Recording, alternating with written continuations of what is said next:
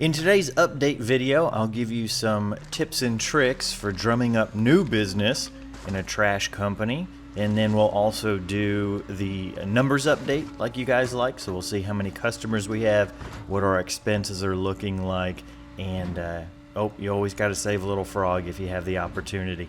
I probably waste more time in the day saving frogs and lizards, or at least trying to, than anything else in the trash route. It's one of those things around this time of year when it's so moist, those cans, I think they just make a nice home. And there's almost always frogs and lizards hiding in there. You may or may not know, my wife and I started this business a little over a year ago when Waste Management left our county. And over that time, probably 95% of the people who have signed up are people who didn't have any existing service. My guess is the majority of those were ones who, when Waste Management left, said, well, I'm just going to do it myself, or I'm going to wait and see what all the different options are for, the companies locally, and then at some point decided to sign up. Only a handful of my customers are ones who have switched from existing providers, even though we've got a promo where we will give you 3 free months if you switch. Very few people have taken advantage of that. There's a separate conversation there about how sticky trash services are and how price insensitive some people might be, that, even if we can save you $200 over the first year, that's still not enough to get a lot of people to switch, which is kind of crazy, but I guess it is a benefit, means it's stickier for my customers as well. I don't know if that's what you call a double-edged sword or not. Again, most of the people who sign up are ones without service, and I think at this point the well is starting to run dry of people who had Waste Management. I think that number over time is shrinking. So one of the things I've been trying to do is figure out how to drum up business with existing customers.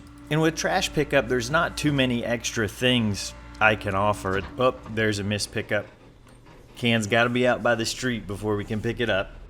It's not really like lawn care where you can say, hey, you want to do a mulch job, or we could clean out your flower beds, or we could do some hedge trimming.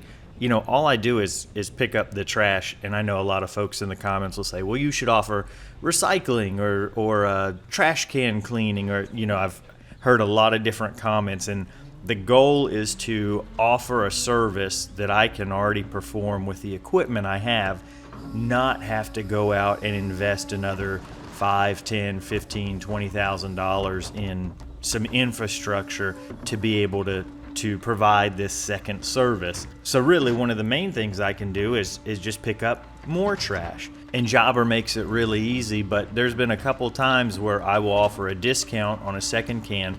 Normally we charge $25. I say, hey, if you sign up, we give you 20% off as long as you own the can. So it's only $20 a month. Jobber, the home service software we use to run our business, makes this really easy with their campaign add-on in their marketing suite. They have all kind of different options, so depending on what your goal is, you can already select some pre-made templates. Maybe you want to try and close some leads that you have. Maybe you want to offer discounts to existing clients. Maybe you want to send out a winter newsletter or something like that. They have all these presets done. And so really all you have to do is plug and play all the things you want to do.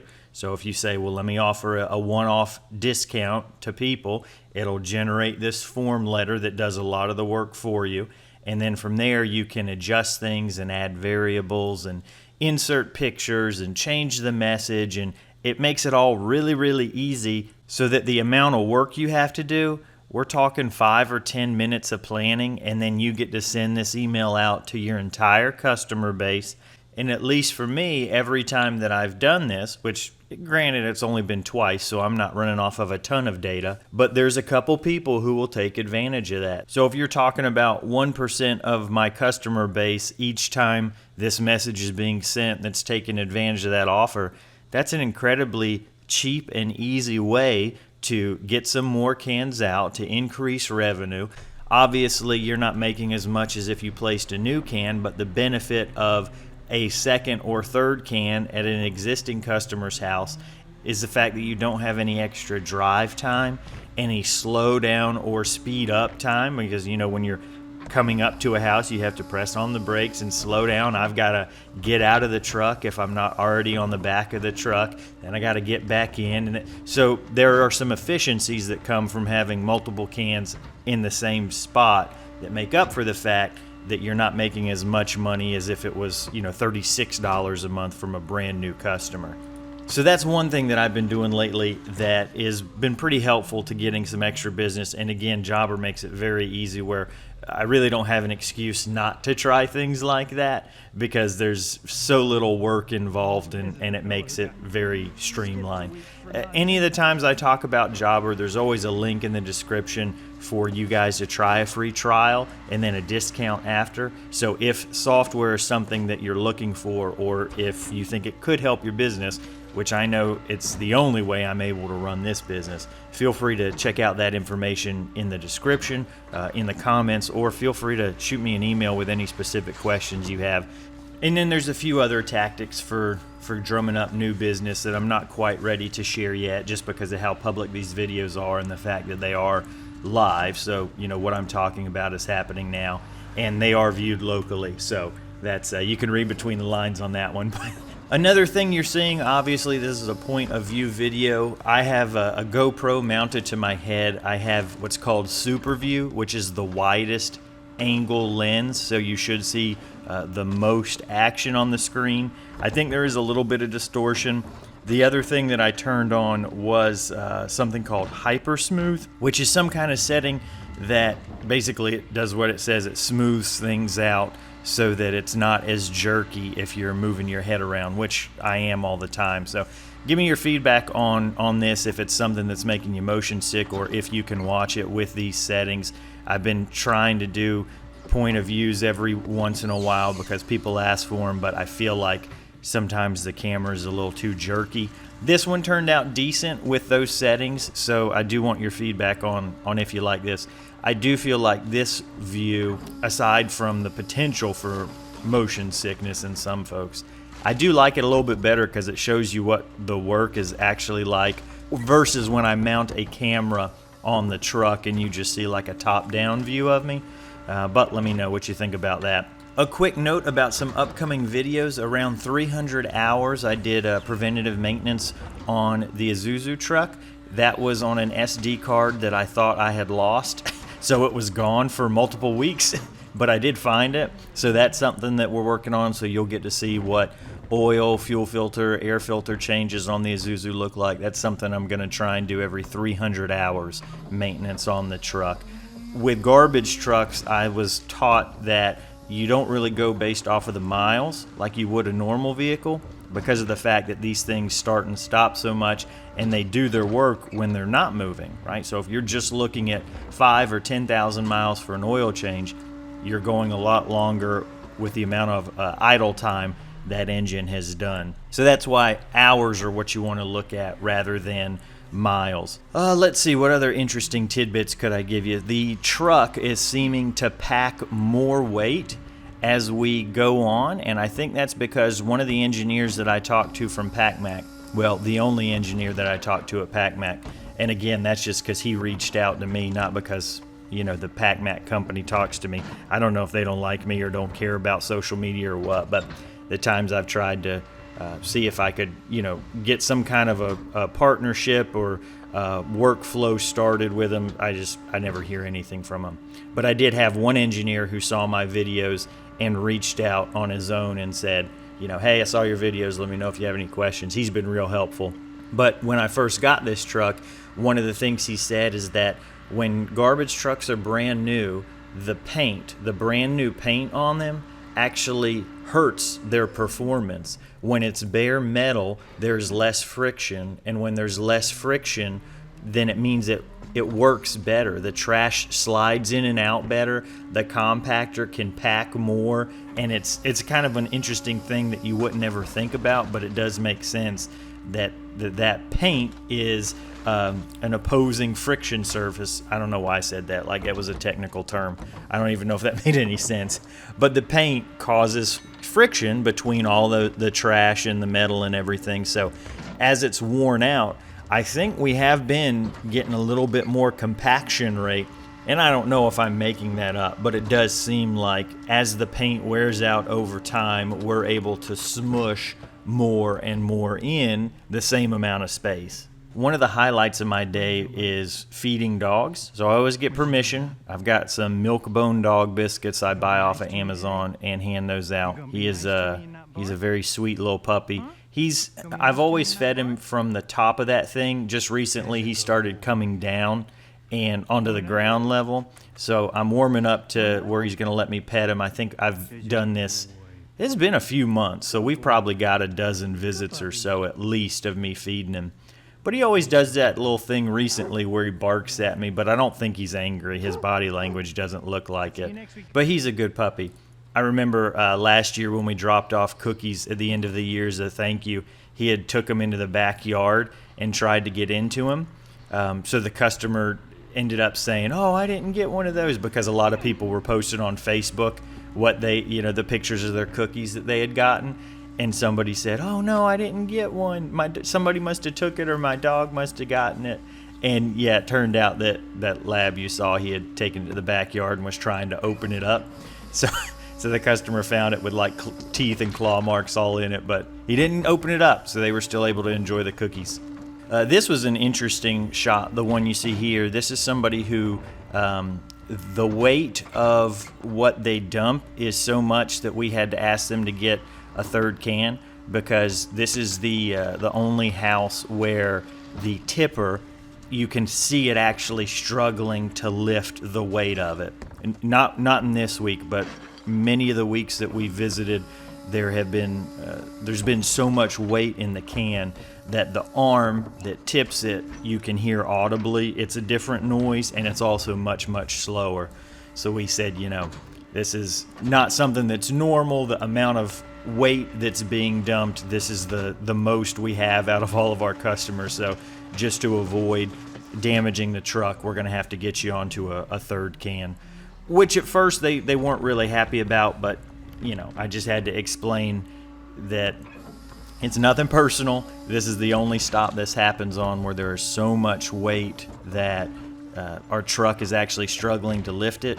We can't risk damage to the truck for one account. So unfortunately, we just have to have that third can on there and ask you to spread all the weight among those 3 cans. It's one of the interesting things. You'll find some strange one-off situations running a trash business. At this point, you just saw me driving. We're trying to figure out different ways to make Kindle feel a little bit better.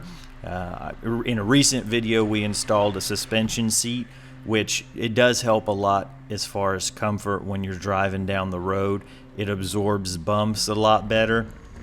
But there's still some vibration issues that she's getting just from being in the truck all day. So I think this day what we tried was having her drive a little less. So there's several sections of the route where it's fairly inefficient. We have to drive to one can. I can't ride on the truck because of how far away the next one is, so we have to get back in. So on those ones where we're not going to lose too much time anyways, maybe it's an extra 5 or 10 seconds a stop for me to be the driver. Those ones we said, well, let's have you lay down and close your eyes, take a rest, see if you can sleep, and I'll just drive and do the trash. So that's why you're seeing me in the driver's seat for some of those. The other thing we had her do on this day was, when she was driving, to get out I think we said every stop where there were 2 cans, because I would be there for at least a minute or 2, she would get out and try and walk around and get some blood flow. A lot of that was based on the comments that you guys gave in that video where we said, she's kind of having a rough time of it being in the truck for almost 11, 12 hours straight on a day. I think she also took a few Dramamine that day, and that was making her drowsy, so that's another reason why she was, taking a little bit of a break at that point in the day, which I'm fine with. Like I said, there's no reason why I shouldn't be driving on these ones where we don't have a lot of cans right next to each other. There's still a few sections where we do have some really good route density. Like there's a few neighborhoods where I can ride on the back the entire time. Not because we have so many, but just because the ones we have are close enough to where, it makes sense for me to just stay on the back of the truck. That saves a few seconds versus me getting in and out of the truck every single stop.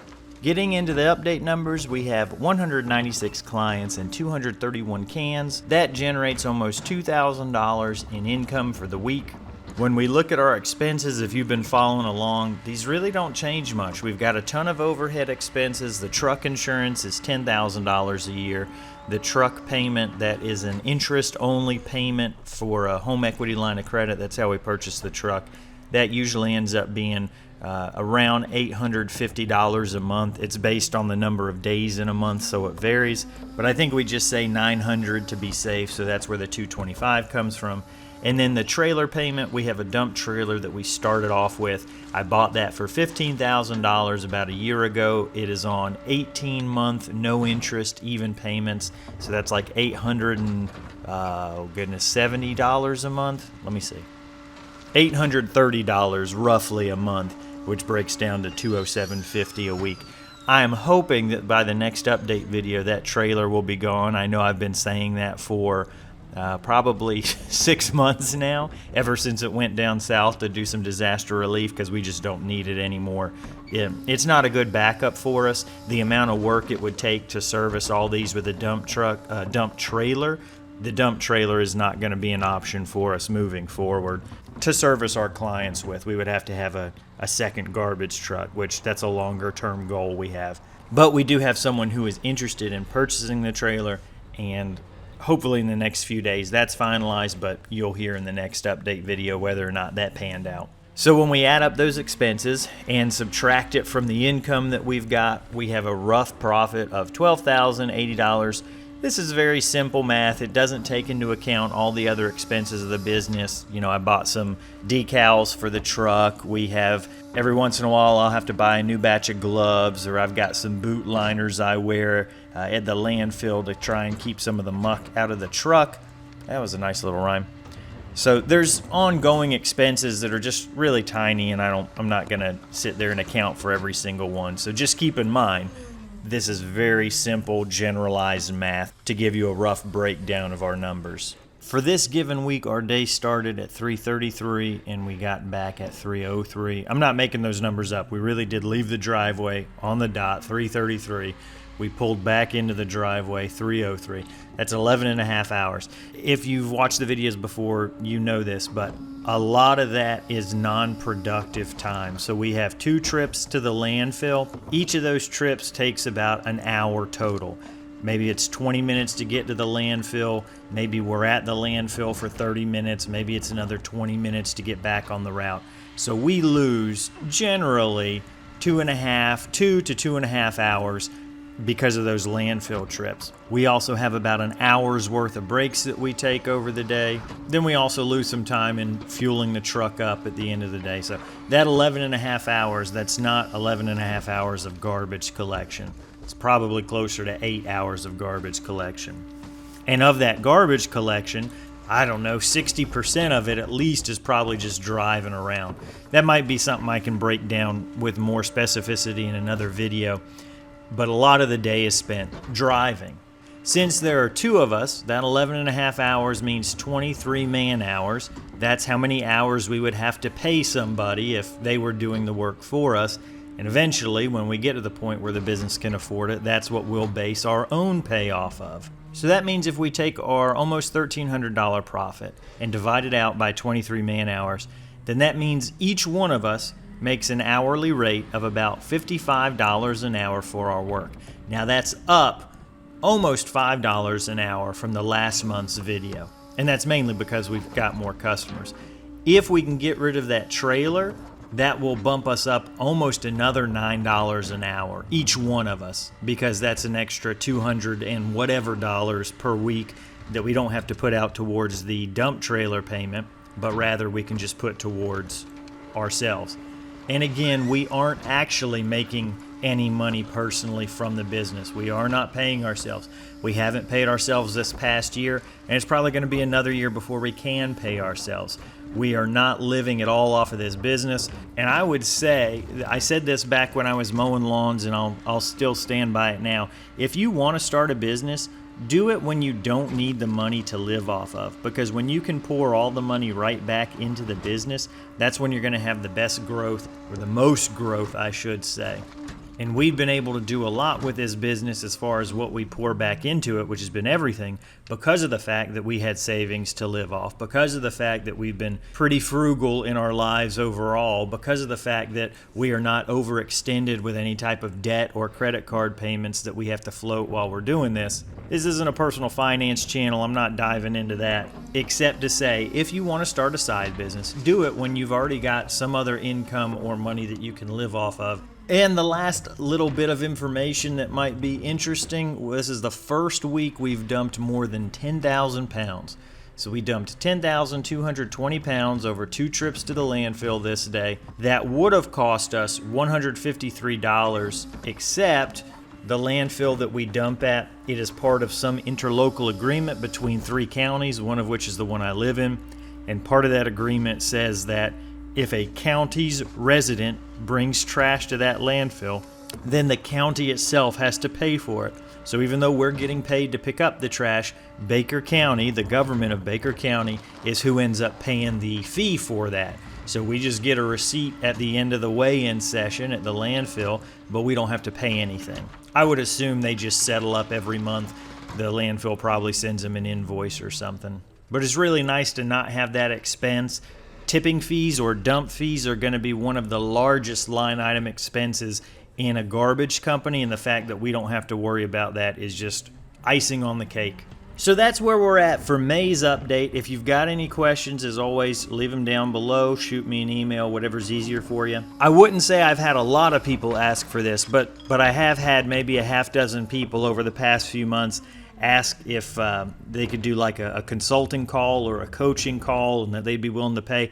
I don't need anybody's money to help. The thing is the time is what I don't have. So if you've got questions, I'd love to help you, but make sure you watch the videos on the channel first. Most all the information I have, I've already put out in video form one way or the other.